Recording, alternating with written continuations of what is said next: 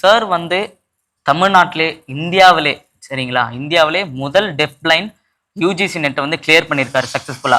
இப்போ நெறைய பேர் வந்து முடிக்க முடியாம கஷ்டப்பட்டுட்டு இருக்காங்க.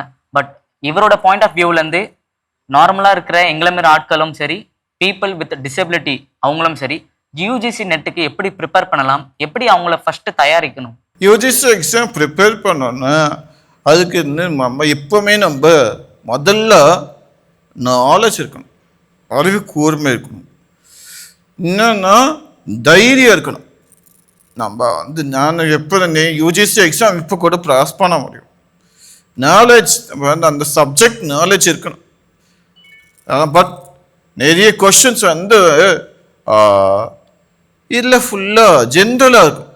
அதனால நம்ம தைரியமாக அட்டன் பண்ணணும். அதனால நம்மளோட பிரெயின் எவ்வளோக்கு எவ்வளோ ஒர்க் ஆகும். அதனால நம்ம நிறைய புக்ஸ் படிக்கணும். புக்ஸ் படிச்ச நாலேஜ் இருந்தானா தைரியம் இருக்கும்.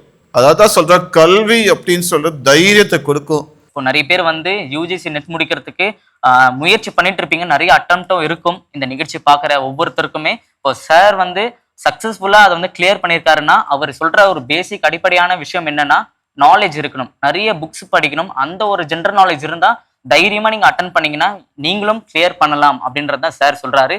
ரொம்ப அழகா சொல்லியிருக்கீங்க சார்.